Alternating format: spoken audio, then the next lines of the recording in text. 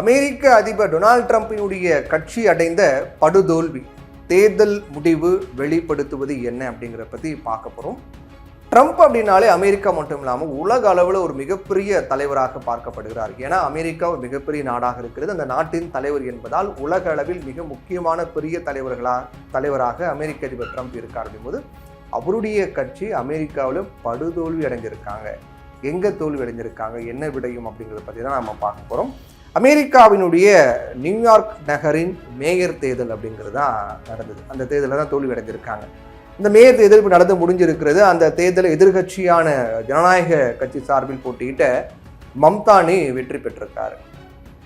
ட்ரம்ப்புடைய கட்சி படுதோல்விங்கிற மம்தானி பொறுத்த வரைக்கும் சுமார் 50% மேற்பட்ட வாக்குகளை பெற்று ஒரு மிகப்பெரிய வெற்றியை பதிவு பண்ணியிருக்காரு. இதில் கவனிக்க வேண்டிய விஷயங்கிறது ஒரு முக்கியமான விஷயம் இருக்கு. என்னன்னா, ட்ரம்பினுடைய குடியரசுக் கட்சி சார்பில் போட்டியிட்ட வேட்பாளர் மிக குறைந்த வாக்குகளை பெற்று 2வது இடம் கிடையாது, 3வது இடத்துக்கு தள்ளப்பட்டிருக்காரு. அப்போ மக்கள் எந்த அளவுக்கு ஒரு மிகப்பெரிய அதிருப்தியில ட்ரம்ப் அவருடைய கட்சி மேல இருக்காங்க அப்படிங்கிறது நீங்களே பார்த்துக்கலாம்.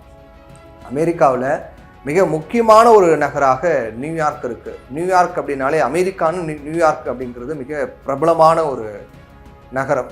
நியூயார்க் அமெரிக்காவுடைய முதல் தலைநகராக இருந்த இந்த நியூயார்க் தான் அமெரிக்காவுடைய முதல் தலைநகராக 1785 1790 வரை நியூயார்க் தான் சொல்லப்பட்டது.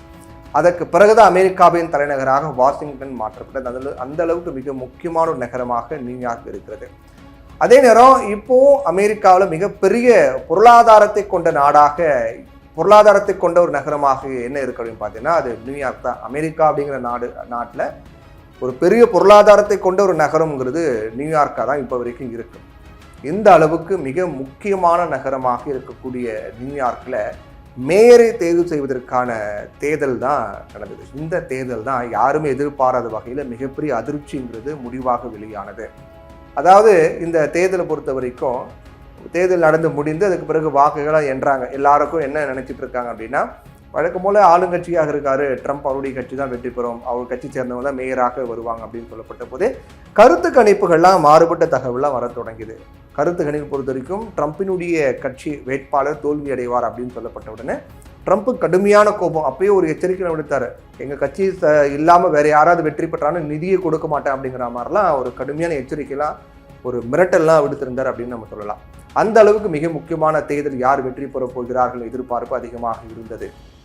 அதில் தேர்தல் முடிந்து வாக்கு எண்ணிக்கையெல்லாம் நடக்குது. அந்த வாக்கு எண்ணிக்கையில தொடக்க முதலே பார்க்கும்போது ஜனநாயக கட்சியினுடைய வேட்பாளர் மம்தானி தான் முன்னிலையில் வரார். தொடக்கத்திலேருந்தே அவர் தான் முன்னிலையில் வரார். அதில் மம்தானி சுமார் 50.4% வாக்குகள், அதாவது வாக்கு எண்ணிக்கையில் பார்த்தோம் அப்படின்னா சுமார் 10,36,000 வாக்குகளை பெற்று வெற்றியை உறுதி செய்கிறார். அவருக்கு எதிராக போட்டியிட்ட சுயேட்சை வேட்பாளர் ஆண்ட்ரூ குவோமோ 41%, அதாவது 8.54 லட்சம், 8,54,000 வாக்குகளை மட்டும்தான் வாங்குறாரு.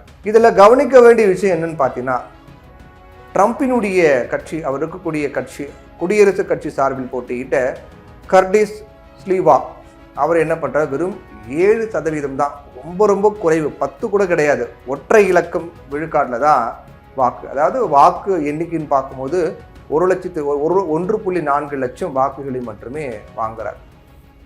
அதாவது அங்கே அதிபராக இருக்கக்கூடிய ட்ரம்ப் கட்சியை சேர்ந்த வேட்பாளர் 3வது இடத்துக்கு தள்ளப்பட்டார் அப்படிங்கிறதா மிக முக்கியமான தலைப்புச் செய்தியாக அமெரிக்காவில் மட்டுமில்லை உலகம் முழுவதும் இருக்கக்கூடிய மிக முக்கியமான பத்திரிகையில் வெளியாகிறது. ட்ரம்ப் கட்சியினுடைய வேட்பாளர் 3ஆம் இடத்துக்கு தள்ளப்பட்டார், படுதோல்வி அடைந்தார் அப்படிங்கிறதா செய்தியாக மாறுது. ஏற்கனவே சொன்ன மாதிரி ஒரு இரட்டை இலக்கில் கூட வாக்குகளை பெற முடியல விழுக்காட்டின் அடிப்படையில் பார்க்கும்போது. ட்ரம்பினுடைய குடியரசுக் கட்சி படுதோல்வியை அடைந்துள்ளதையே இது காட்டுகிறது அப்படிங்கிறதா பொதுவாக இது சார்ந்து வைக்கக்கூடிய கருத்துகளாக இருக்கின்றது.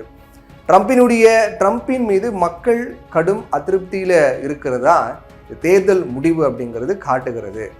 அதோட ட்ரம்பின் மீது 51% முதல் 58% வரை மக்கள் அதிருப்தியில இருக்கிறதாக அங்க இருக்கக்கூடிய புள்ளி விவரங்கள்லாம், சர்வேக்கள்லாம் தெரிவிக்குது. ஏன்னா ட்ரம்ப் பொறுத்த வரைக்கும் உலக நாடுகளுக்கு எதிரான பல்வேறு நடவடிக்கைகள் மேற்கொண்டு வராரு. அந்த நடவடிக்கைக்கான காரணம் அப்படின்னும் போது அமெரிக்கர்கள் முக்கியத்துவம் அப்படின்னு அவர் எடுத்துட்டு வரக்கூடிய நடவடிக்கைங்கிறது அமெரிக்காவிலேயே எதிர்ப்பை சம்பாதித்து கொடுத்திருக்கிறதுங்கிறதா பார்க்க வேண்டிய விஷயமாக இருக்கிறது. அதுதான் தேர்தல் முடிவும் காண்பித்திருக்கிறது.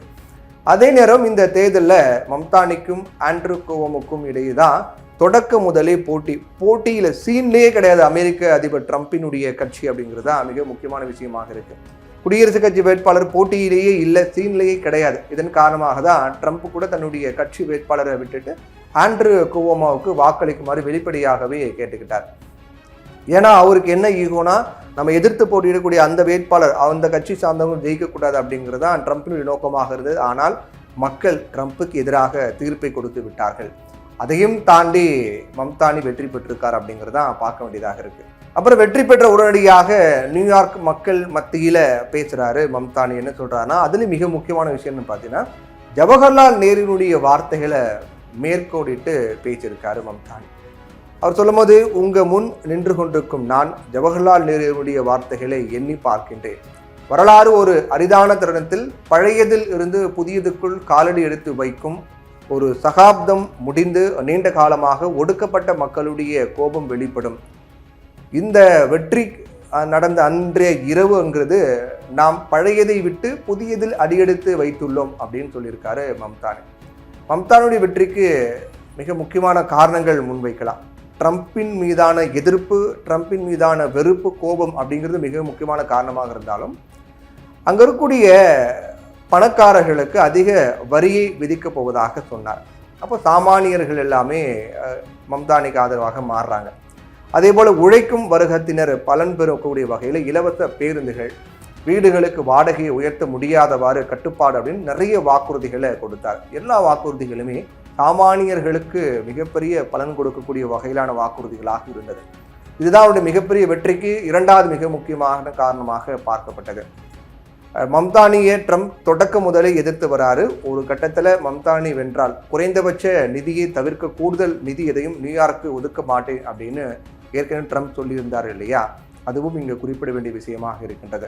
இதனால் வருகின்ற காலங்களில் ட்ரம்பிற்கும் நியூயார்க் மேயரான மம்தானிக்கும் இடையில மோதல் போக்கு இருக்கும் அப்படின்னு தான் தெரியுது. ஏன்னா முன்னாடியே சொன்னார், எங்கள் கட்சியை தாண்டி வேறு யாராவது ஜெயிச்சாங்க அப்படின்னா நிதி கொடுக்க மாட்டேன், அடிப்படை நிதி தாண்டி வேறு ஒன்றுமே கொடுக்க மாட்டேன்னு சொல்லியிருந்தாரு.